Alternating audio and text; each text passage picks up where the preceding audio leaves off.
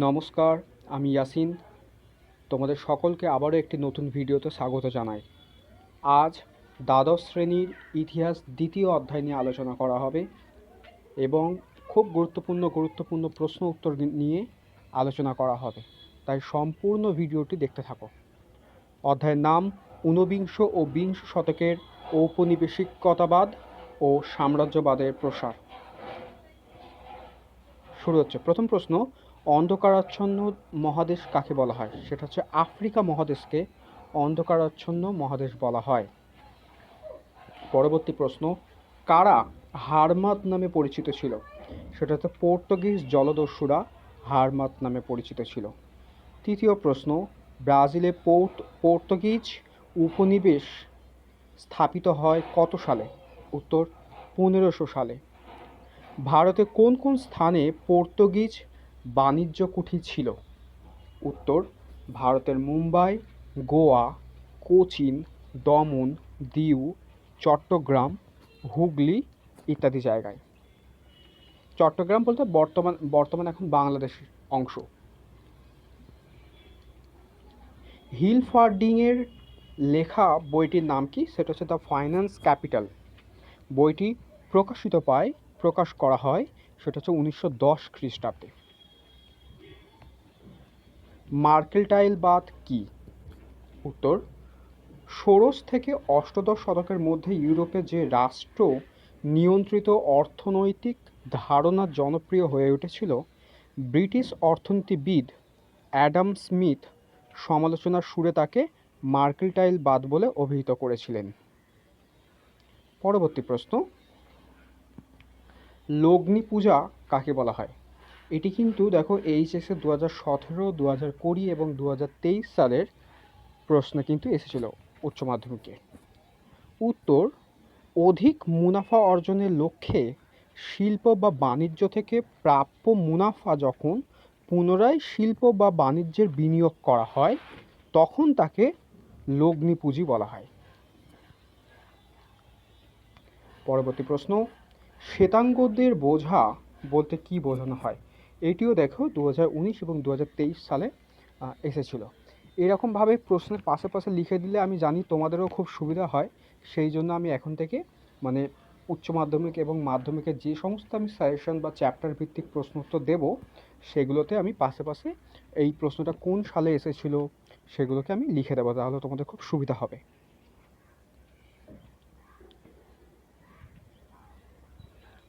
হ্যাঁ, তো উত্তর হচ্ছে ইউরোপের কোনো সাম্রাজ্যবাদী চিন্তাবিদ মনে করতেন যে এশিয়া ও আফ্রিকার অনুন্নত পশ্চাৎপদ জাতিগুলিকে সভ্যতার আলোকে আলোকিত করার নৈতিক দায় ইউরোপীয় জাতিগুলির রয়েছে।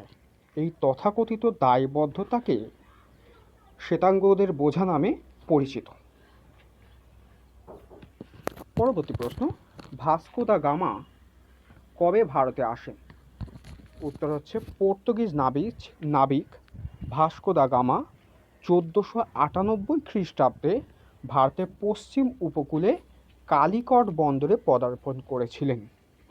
দেখো অতটুকু জায়গার মধ্যে আমি কিন্তু সম্পূর্ণ সাল, স্থান, কখন এগুলো সব উল্লেখ করে দেওয়া রয়েছে, তোমরা একটু মন দিয়ে পড়বে। যে নীতির মাধ্যমে কোনো শক্তিশালী দেশ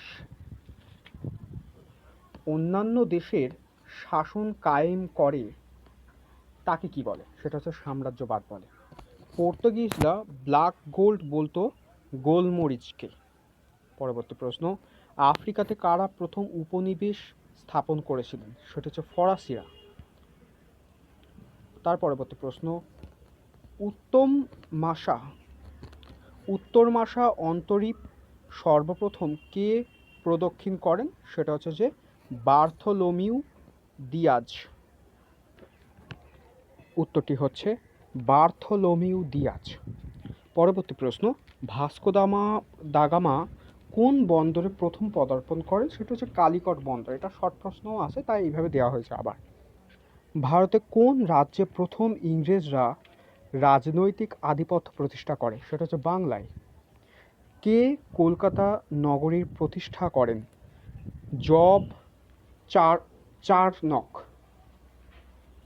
বক্সারের যুদ্ধের সময় কে মুঘল সম্রাট ছিলেন? সেটা হচ্ছে দ্বিতীয় শাহ আলম। বার্মার বর্তমান নাম কি? মায়ানমার। এশিয়ার কোন দেশ বিদেশি বণিকদের বিরুদ্ধে প্রথম পদক্ষেপ গ্রহণ করে? সেটা হচ্ছে চীন। দারুচিনির দ্বীপ বলা হয় কাকে? সেটা হচ্ছে শ্রীলঙ্কাকে। কত সালে ইন্দোনেশিয়া সম্মিলিত জাতীয় পুঞ্জের সদস্য লাভ করে? সেটা হচ্ছে 1950 সালে। কত খ্রিস্টাব্দে নানকিং এর চুক্তি স্বাক্ষরিত হয়? সেটা হচ্ছে 1842 খ্রিস্টাব্দে। কত খ্রিস্টাব্দে আমেরিকা স্বাধীনতা লাভ করেছিল? সেটা হচ্ছে যে 17। আচ্ছা, এটা 22-এর দাগের প্রশ্নটা, কত খ্রিস্টাব্দে নানকিংয়ের চুক্তি স্বাক্ষরিত হয়? এটা হচ্ছে 1842। হ্যাঁ। আর 23-এর দাগের প্রশ্ন, কত খ্রিস্টাব্দে আমেরিকা স্বাধীনতা লাভ করেছিল? সেটা হচ্ছে যে 1776 খ্রিস্টাব্দে 14ই July. Imperialism the highest stage of capitalism গ্রন্থের লেখক, সেটা হচ্ছে লেনিন। কত খ্রিস্টাব্দে ভারতে এশিয়াটিক সোসাইটি প্রতিষ্ঠিত হয়? সেটা হচ্ছে 1784 খ্রিস্টাব্দে। নতুন বিশ্ব শব্দটি প্রথম কে ব্যবহার করেন? সেটা হচ্ছে আমেরিগো ভেসপুজি। রেড ইন্ডিয়ানরা কোথাকার বাসিন্দার? এটা হচ্ছে আমেরিকার বাসিন্দার। কারা মাদ্রাজে ফোর্ট সেন্ট জর্জ দুর্গ নির্মাণ করেছিলেন? সেটা হচ্ছে ইংরেজরা। ফরাসি ইন্দোচীন কবে গঠিত হয়? সেটা হচ্ছে 1887 খ্রিস্টাব্দে। কত খ্রিস্টাব্দে আমেরিকা ও জাপানের মধ্যে কানাগাওয়ার সন্ধি স্বাক্ষরিত হয়?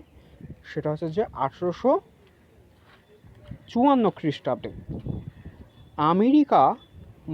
আমেরিকা মহাদেশ কে আবিষ্কার করেন? আমেরিকা মহাদেশ আবিষ্কার করেন ক্রিস্টোফার কলম্বাস। পাশে সালও দেওয়া রয়েছে। 1492 খ্রিস্টাব্দে। ভারতে আসার জলপথ কে আবিষ্কার করেন? ভারতে আসার জলপথ ভাস্কো দা গামা আবিষ্কার করেন। টমাস রো কে ছিলেন? ব্রিটিশরাজ প্রথম জেমসের দূত হিসেবে স্যার টমাস রো 1615 খ্রিস্টাব্দে মুঘল সম্রাট জাহাঙ্গীরের দরবারে আসেন। পরবর্তী প্রশ্ন, আলীনগরের সন্ধি কবে ও কাদের মধ্যে স্বাক্ষরিত হয়? উত্তর 1757 খ্রিস্টাব্দে ব্রিটিশ ইস্ট ইন্ডিয়া কোম্পানির সঙ্গে বাংলার নবাব সিরাজউদ্দৌলার আলীনগরের সন্ধি স্বাক্ষরিত হয়। তাহলে উত্তরটি হলো 1757 খ্রিস্টাব্দে ব্রিটিশ ইস্ট ইন্ডিয়া কোম্পানির সঙ্গে বাংলার নবাব সিরাজউদ্দৌলার আলীনগরের সন্ধি স্বাক্ষরিত হয়েছিল। পরবর্তী প্রশ্ন, কোন দেশ মসলা দ্বীপপুঞ্জ নামে বিখ্যাত?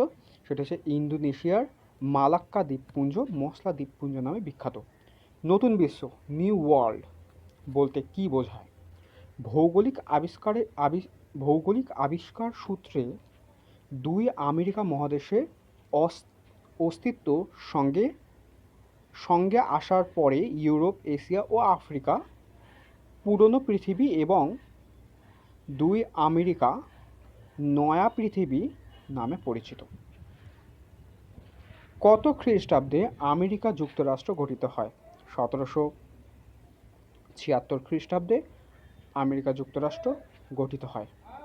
জে এ হবসনের বইটির নাম কি? জে এ হবসনের বইটির নাম হলো ইম্পেরিয়ালিজম আ স্টাডি। সোশ্যাল ডারউইনবাদের প্রবক্তাকে?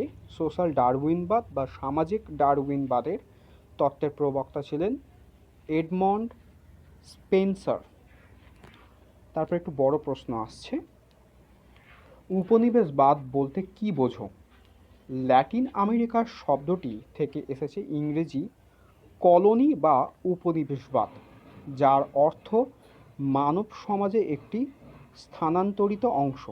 সাধারণভাবে উপনিবেশবাদ বলতে বোঝায় রাষ্ট্র থেকে বিচ্ছিন্ন কোনো ভূখণ্ড, যে ভূখণ্ড উক্ত রাষ্ট্রের কাছে নির্দিষ্টভাবে আনুগত্য প্রকাশ করে এবং ওই ভূখণ্ডের যাবতীয় সম্পত্তি আধিপত্য স্থাপনকারী দেশটির স্বার্থেই ব্যবহার হয়। তাকে উপনিবেশবাদ বলা হয়। ঠিক তেমনি পরবর্তী প্রশ্ন তাহলে করা যেতে পারে যে সাম্রাজ্যবাদ বলতে কী বোঝো? ল্যাটিন শব্দ ইম্পেরিয়াম থেকে ইংরেজি ইম্পেরিয়ালিজম বা সাম্রাজ্যবাদ শব্দটি এসেছে, যার ব্যুৎপত্তিগত অর্থ হচ্ছে সামরিক কর্তৃত্ব। কোনো শক্তিশালী রাষ্ট্রের দ্বারা অপেক্ষাকৃত দুর্বল কোনো রাষ্ট্রের উপর ঔপনিবেশিক আধিপত্য স্থাপনকেই সাম্রাজ্যবাদ বলা হয়। পরবর্তী প্রশ্ন, ইউনিয়ন অফ সাউথ আফ্রিকা কবে গঠিত হয়? সেটা হচ্ছে 1910 খ্রিস্টাব্দে। এটি হচ্ছে সাউথ আফ্রিকা। পরবর্তী প্রশ্ন, নেলসন ম্যান্ডেলা কে ছিলেন? দক্ষিণ আফ্রিকার বর্ণ বৈষম্য বিরোধী আন্দোলনের প্রধান নেতা ছিলেন নেলসন ম্যান্ডেলা। দীর্ঘ 27 বছর কারাবাসের পর 1994 খ্রিস্টাব্দে তিনি দক্ষিণ আফ্রিকার প্রথম অশ্বেতাঙ্গ রাষ্ট্রপতি নির্বাচিত হয়। নীলজল নীতি কি? ভারতে পর্তুগিজ বাণিজ্য কুঠির অধ্যক্ষ অ্যালবুকার্কের সামুদ্রাভিমুখী সাম্রাজ্যবাদী নীতি নীলজল নীতি নামে পরিচিত। ইন্দোচীনের বর্তমান নাম কি? ইন্দোচীনের বর্তমান নাম হলো ভিয়েতনাম। পরবর্তী প্রশ্ন, কানাডায় কারা উপনিবেশ স্থাপন করেছিলেন? সেটা হচ্ছে ফরাসিরা। পরবর্তী প্রশ্ন, ব্রিটিশ ইস্ট ইন্ডিয়া কোম্পানি কত খ্রিস্টাব্দে গঠিত হয়? 1600 খ্রিস্টাব্দে ব্রিটিশ ইস্ট ইন্ডিয়া কোম্পানি গঠিত হয়। আটলান্টিক কৃতদাস ব্যবসা কি? আফ্রিকার কৃষ্ণাঙ্গ কৃতদাসদের আটলান্টিক মহাসাগরে অতিক্রম করে আমেরিকায় রপ্তানি করার লাভজনক ব্যবসাকে আটলান্টিক কৃতদাস ব্যবসা বলা হতো। হোয়াইট ম্যান বার্ডেন কবিতাটি কে রচনা করেন? সেটা হচ্ছে ইংরেজ কবি রুডিয়ার্ড কিপলিং কবিতাটি রচনা করেন। পরবর্তী প্রশ্ন, বর্ণ বৈষম্য নীতি কোন দেশে বলবৎ হয়? এটি হচ্ছে যে দক্ষিণ আফ্রিকায়। তারপরে দেখো আমি বেশ কিছু বড় প্রশ্ন দিয়েছি, মানে ব্যাখ্যামূলক প্রশ্ন। প্রশ্নগুলি হচ্ছে যে উপনিবেশবাদ ও সাম্রাজ্যবাদ বিষয়ে হবসন ও লেনিনের তত্ত্ব আলোচনা করো, খুব ইম্পর্টেন্ট এই চ্যাপ্টার থেকে। তার পরবর্তী প্রশ্ন হচ্ছে উপনিবেশবাদের রাজনৈতিক ভিত্তি সম্পর্কে আলোচনা করো। এবং তারপরে প্রশ্ন হচ্ছে সাম্রাজ্যবাদ বলতে কী বোঝো? সাম্রাজ্যবাদের উদ্ভবের কারণগুলি সংক্ষেপে বর্ণনা করো। তাহলে আজকে পর্যন্ত এতটাই। তোমাদের দেখো প্রায় 50টা মতো শর্ট প্রশ্ন এবং 3টে ব্যাখ্যামূলক প্রশ্ন আমি তোমাদের সাজেস্ট করলাম। এই প্রশ্নগুলোকে দ্বিতীয় চ্যাপ্টার ইতিহাস বইয়ের দ্বাদশ শ্রেণী থেকে তোমরা পড়ো, খুব উপকার হবে তোমাদের এবং মন দিয়ে পড়াশোনা করো। ধন্যবাদ এতক্ষণ আমার সঙ্গে থাকার জন্য। আমার চ্যানেলটিকে লাইক, শেয়ার অ্যান্ড সাবস্ক্রাইব করবেন। ধন্যবাদ। আজকে পর্যন্ত এতটাই। আবার পরবর্তী ভিডিওতে দেখা হবে।